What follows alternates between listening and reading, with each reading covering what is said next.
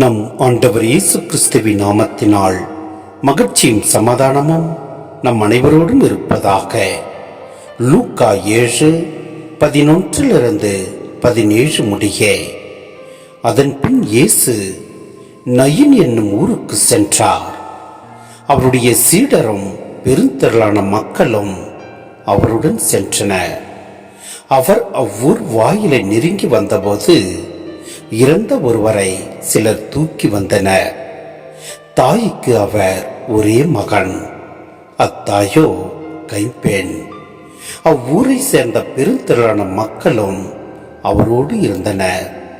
அவரை கண்ட ஆண்டவர் அவர் மீது பரிவு கொண்டு அழாதீர் என்றார். அருகில் சென்று பாடையை தொட்டார். அதை தூக்கி சென்றவர்கள் நின்றார்கள். அப்பொழுது அவர், இளைஞனே, நான் உனக்கு சொல்கிறேன், எழுந்திடு என்றார்.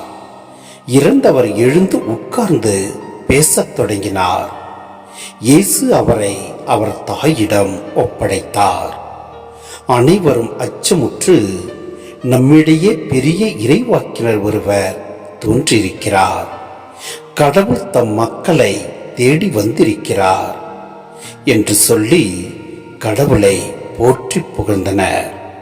அவரை பற்றிய இந்த செய்தி யூதேய நாடு முழுவதிலும் சுற்றியுள்ள பகுதிகளிலும் பரவியது.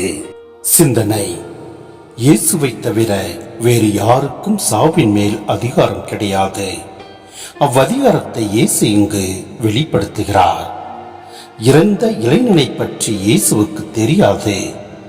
ஆனால் அவனுடைய தாயின் நிலையை கண்டு அவர் அவ்விளைஞனுக்கு வாழ்வளிக்கிறார். பிள்ளையை இழந்த நிலையில் இருந்த தாயின் நிலை அவர் மனதை தொடுகிறது. சீடர்கள் தங்கள் சொந்த அனுபவம் வழி இயேசுவை அறிய வேண்டும் என்று விரும்பிய யோவான் அவர்களை இயேசுவிடம் அனுப்புகிறார். யோவான் அனுப்பிய சீடர்கள் இயேசு செய்த வல்ல செயல்களை காண்கின்றனர். எனினும் வல்ல செயல்களால் மட்டும் அவர்கள் மெசியாவை கண்டு கொள்ளவில்லை.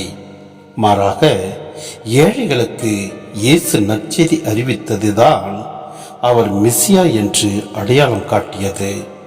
இன்றும் நற்செய்தி பணி ஒதுக்கப்பட்டோருக்கு நம்பிக்கையும் புது வாழ்வும் அளிப்பதிலேதான் சிறப்பாக வெளிப்பட வேண்டும்.